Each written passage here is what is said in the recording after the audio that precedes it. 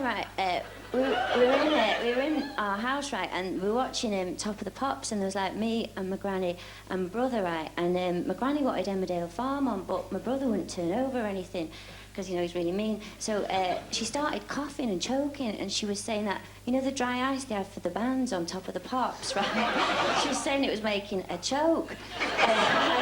She's like a little bit senile. So we turned over to Emmerdale Farm, and she got run over by a tractor. No, I just put that bit in for like some comedy and that. But anyway, right, but I got this car, right, you know, it's like a metro car. Well, it is a metro car. A metro, right, I've got this metro.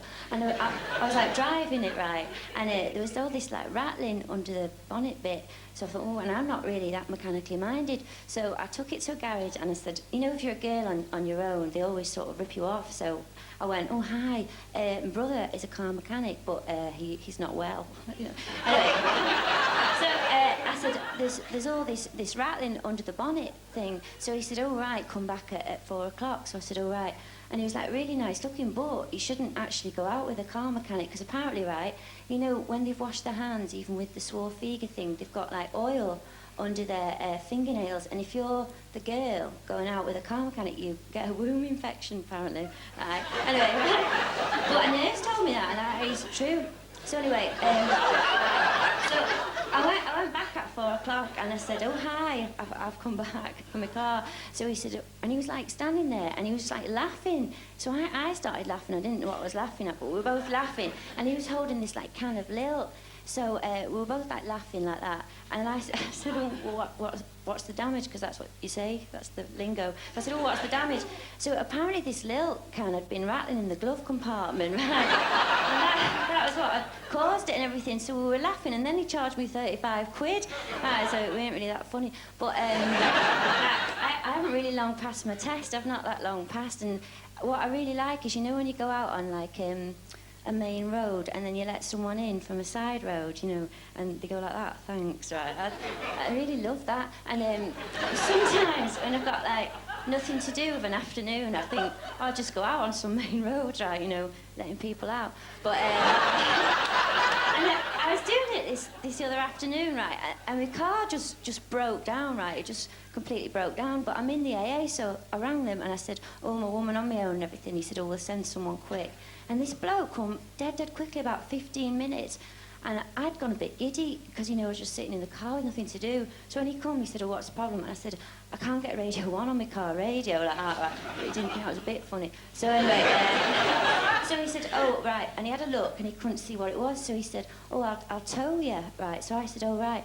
So it sounds like dead easy, you know, being towed. It's like it's going to be dead easy. And I thought it would be, but I was in the car behind, and he was in the one in front towing me. And then we went around this like swerve, like a bend, and I don't know how it happened, but I ended up like parallel to him. So I thought, I just did a little wave like that. And you know, they're supposed to be like really nice, and he was like, that silly bitch, and they're supposed to be like, but anyway, there you go. So I get so nervous. I'm just trying this act out for a friend. She's too nervous to do it. But anyway, right,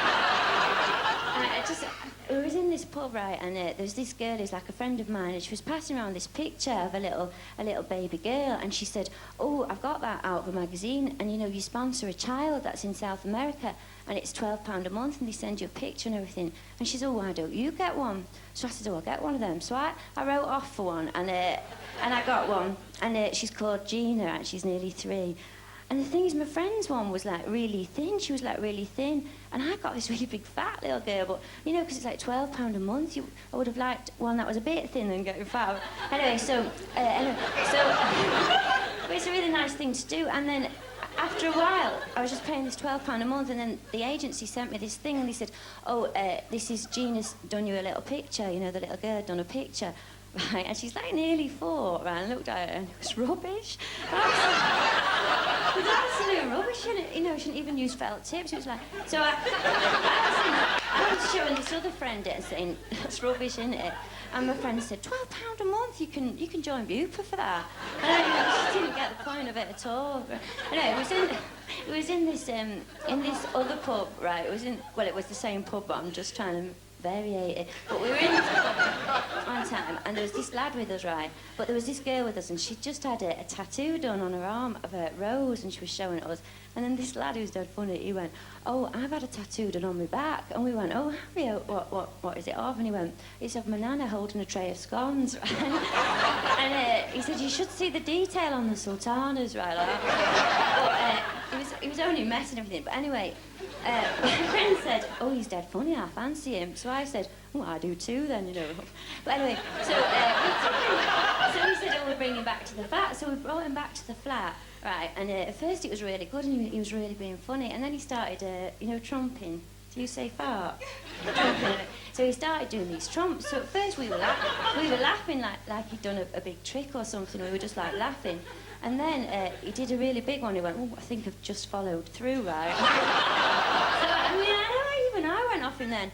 But my brother, right, he's 32 years old, right, and he's like really obsessed with women's breasts. He's just mad on ladies' breasts.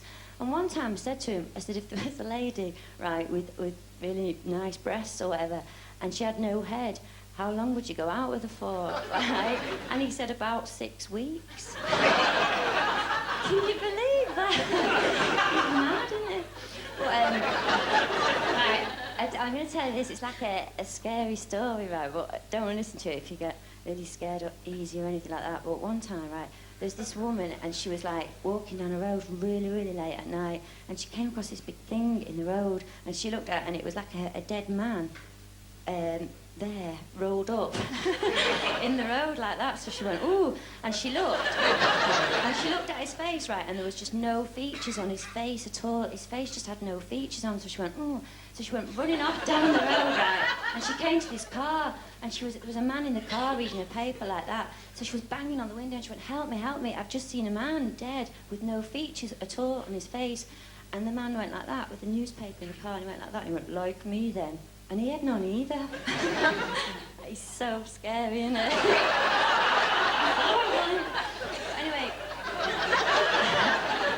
I was going to put some politics into my act, but I didn't bother. Anyway, right, I just got married to this lad, and before we got married, it was like we just used to see each other of an evening, you know. And then we got married. We came back from the honeymoon. It was like the weekend.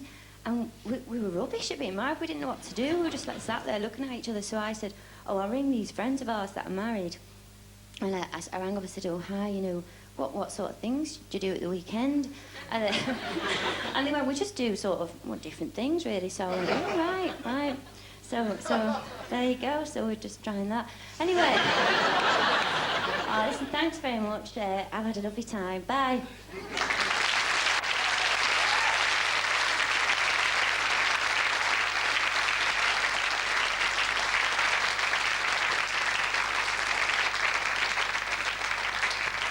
Great. That was Caroline Hook, and that was delightful.